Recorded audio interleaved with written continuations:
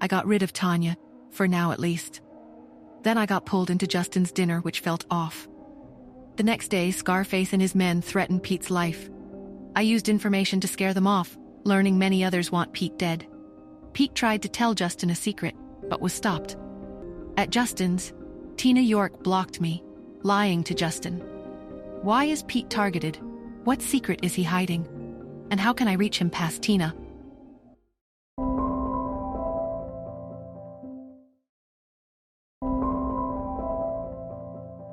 Justin blinked in surprise. Building management, he'd said.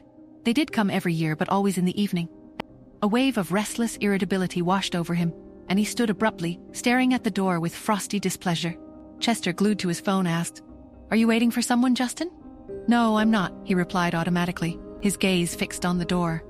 At the door, Tina smiled, a flicker of triumph in her eyes. She thinks she's won. She'd been afraid Justin had invited me. Now she was sure I was just some random interloper. Just then Pete ran out, his voice sharp. "Daddy, I heard that you refused to let Mommy in." Justin's eyes darkened. He strode to the door and yanked it open. There I stood. "I've been told it's not convenient for you to host female guests today, Mr. Hunt," I asked, my voice low and leisurely. He flustered. A tremor ran through him. His frustration vanished. "It is indeed inconvenient to host other female guests," he replied, a smile appearing, "because we're expecting a special little female guest today." But her eyes were filled with anger. She pointed at Tina. "The lady said she's not letting us in." Justin frowned, looking at Tina. Tina was dumbfounded. She clenched her fists. "Mr. Hunt, I wasn't lying.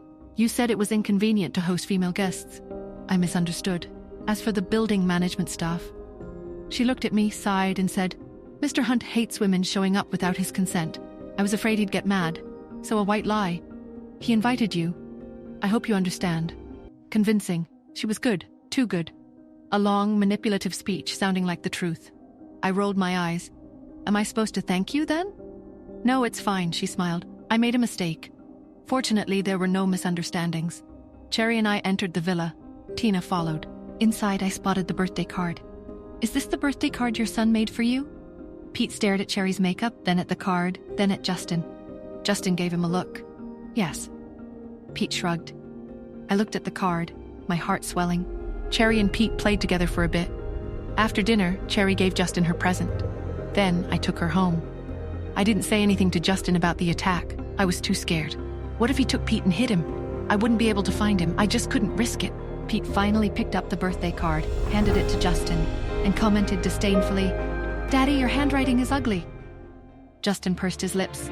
He had deliberately imitated Pete's handwriting while making the card. He entered the study. Pete remained in the living room. Justin sat behind his desk, a frown creasing his brow. He was still irked by the near miss with Tina, and the strange, almost distant way Nora had been acting. Something was off.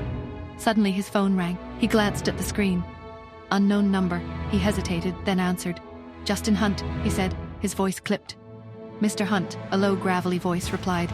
"I have some information about your son." Justin's spine stiffened. "Who is this?"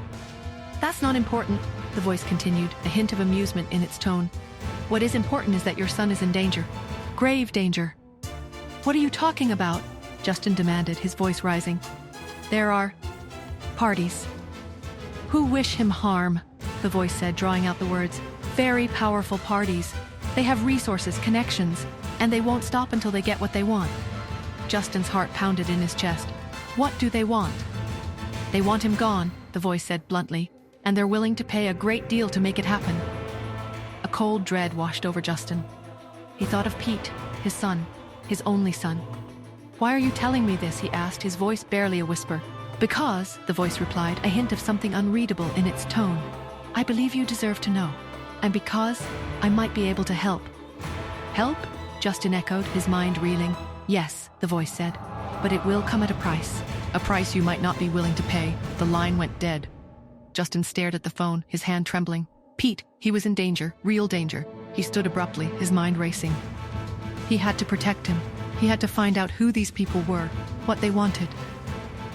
He looked out the window at the fading light. I need to find Nora. He needed to know what I knew, what I was hiding. He felt a deep, instinctive feeling that I knew much more than I was letting on. Something is very wrong. and he was determined to find out what it was. Who are they? Powerful enemies wanting him gone, and the caller, friend or foe? What's the price Justin must pay? Will he trust me? Will he see the danger in time? Pete's life is on the line. The clock's ticking.